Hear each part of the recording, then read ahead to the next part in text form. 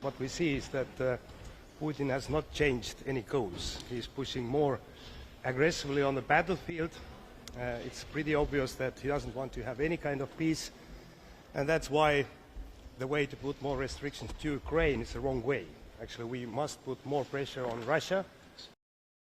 If we're going to use the Russian frozen assets, if we are putting more pressure on Russia about the sanctions, as well, the European Union is preparing the tariffs about all the import from Belarus and also Russia. So we have lots of leverages to push Putin. So he's using these typical tactics to play with our fears. But worst thing, Europe never attacks Russia. We will never do it. NATO never attacks nobody. So this is just playing with our minds. We all were following the news from both Moscow but also from Kiev and other places. So nobody should be trying to get results through the so-called peace talks that they can get on the warfield, on the battlefield. And that is what Russia is trying. Russia is trying to undermine the US standing in the world.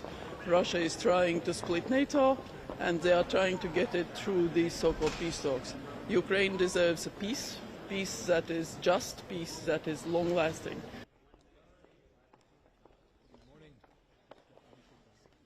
Norway today will announce an additional $500 million for Pearl programs, distributed in two packages, one together with Germany and Poland and one together with Germany and the Netherlands, because this is really a moment to ramp up support for Ukraine.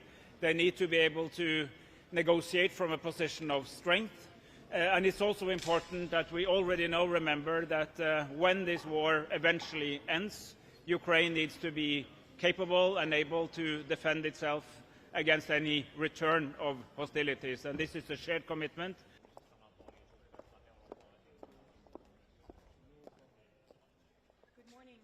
The frozen assets is a potential game changer. And of course, we need to make sure that Belgium feels secure when releasing these assets, because it is a great part of their GDP. And of course, Sweden is willing to contribute to that.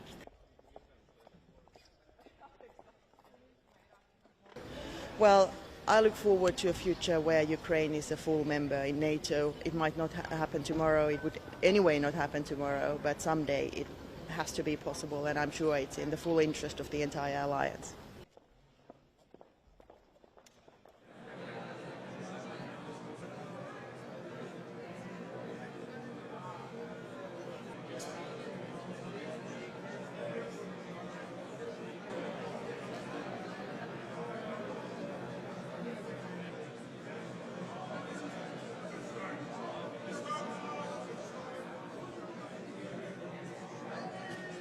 Russia continues to test our deterrence.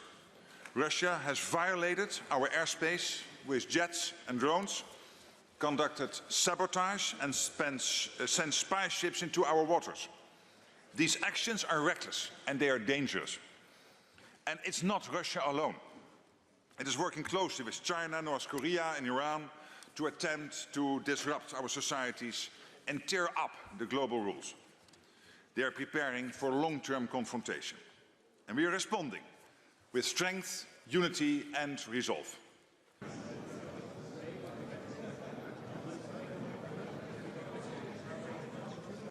Russian missiles keep causing death and destruction. And winter is here.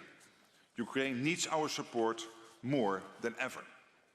We all want the bloodshed to stop, and I strongly welcome President Trump's continued efforts to end this war. Meanwhile, we must accelerate our contributions to Pearl to get urgently needed equipment to Ukraine so that it can defend itself today and prevent aggression in the future. If you like this video, then like, share and subscribe to Mirror Now.